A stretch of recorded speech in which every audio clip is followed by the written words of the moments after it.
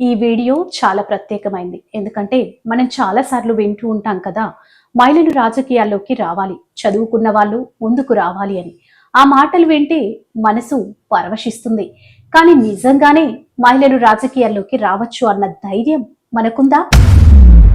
ఇదే అంశంపై ఈ రోజు మనం ఓ అసలైన విశ్లేషణ చేద్దాం. పదే పదే స్పీచ్ లో వింటాం, యువత రాజకీయాల్లోకి రావాలి, మహిళలు ముందుకు రావాలి. ఆ మాటలు ఆ 10 నిమిషాలు వింటే అబ్బా అమృతం తాగినట్టు అనిపిస్తుంది. అలా ఊపులో ఈసారి ఖచ్చితంగా నేను ఎమ్మెల్యేగా పోటీ చేసేయాలి అనిపిస్తుంది. కానీ ఆ ఊపు ఎక్కడ ఆగిపోతుందో తెలుసా? గ్రౌండ్ రియాలిటీలో. ఇప్పుడు పార్లమెంట్ లో 33% మహిళా రిజర్వేషన్ బిల్లు మళ్లీ డిస్కషన్ లోకి వచ్చింది. ఇది ఫస్ట్ టైం పెట్టింది 1996లో. ఇప్పటికీ 25 ఏళ్లు దాటిపోయాయి.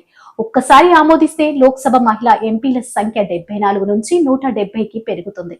మన రాష్ట్ర అసెంబ్లీలో 22 మంది మహిళా ఎమ్మెల్యేలు ఉన్నారు. ఇవి 53 వరకు పెరిగే అవకాశం ఉంది. కానీ ఈ నెంబర్లు మాత్రమే సరిపోవు. గ్రౌండ్ లో ఉన్న పాఠాలు చాలా తీవ్రమైనవి.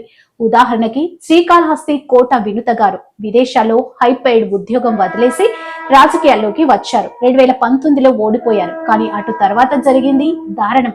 ఆమె దగ్గర పనిచేసిన డ్రైవర్ ఆమె ప్రైవేట్ వీడియోలను లీక్ చేయబోతున్నాడని ఆరోపణ. వినుత డ్రైవర్ ని హత్య చేశారని చెబుతున్నారు. ఇక్కడ మనకు ఓ ప్రాథమిక ప్రశ్న, ఇలాంటి పరిస్థితి ఎదురైతే మహిళలు రాజకీయాల్లోకి రావడం ఏంటి? ఇంకా కోవూరు నియోజకవర్గంలోనూ ఇదే పరిస్థితి. ప్రశాంతి రెడ్డిపై మాజీ ఎమ్మెల్యే ప్రసన్న రెడ్డి వ్యక్తిగత స్థాయిలో తీవ్ర విమర్శలు చేశారు. వివాహ బంధాన్ని అపహాస్యం చేశారు. ఈ రేంజ్ లో మాటలు వినిపిస్తే ఎవరైనా వెనక్కి తగ్గిపోవచ్చు. ఇంతకంటే దారుణమైంది సోషల్ మీడియాలో ట్రోలింగ్. అనిత గారు ప్రస్తుతం హోంమంత్రి, షర్మిల, భారతి ఈ ముగ్గురిని గతంలో దారుణంగా ట్రోల్స్ చేశారు. మాఫ్స్ ఫోటోలు, అభ్యంతకర వ్యాఖ్యలు, మహిళలు బయటకు వస్తే చాలు నీచపు అర్థాలు, లేనిపోని విమర్శల వరదలా వస్తాయి. రాజకీయ ప్రత్యర్థులు మహిళలపై స్పై కెమెరాలు పెట్టి స్థాయికి దిగజారుతున్నారు. ఒక మహిళ రాజకీయాల్లోకి రావాలంటే వ్యక్తిగత జీవితం సురక్షితంగా ఉండాలి కదా. అక్కడే అసలు సమస్య ఉంది. వ్యతిరేక పార్టీ వాళ్ళు ఆమె స్టాఫ్ ను ప్రలోభపెట్టి వీడియోలు తీస్తే, ఆ వీడియోలు లీక్ చేస్తామంటూ బ్లాక్మెయిల్ చేస్తే, కాబట్టి 33% రిజర్వేషన్ మంచి విషయం. కానీ మహిళలకు చట్టపరమైన రక్షణలు లేకుండా దీన్ని అమలు చేయడం అసలు అర్థమే లేదు. సోషల్ మీడియా విమర్శలకు గడులు పెట్టాలి. వ్యక్తిగత జీవితంలో నిగ్గుపడే కార్యకలాపాలను నేరంగా పరిగణించాలి.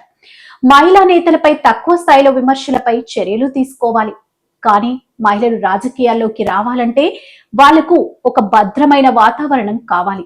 ఇది మీరు కూడా అనుకుంటే ఈ వీడియోను లైక్ చేయండి. కామెంట్లో మీ అభిప్రాయం ఏంటో చెప్పండి.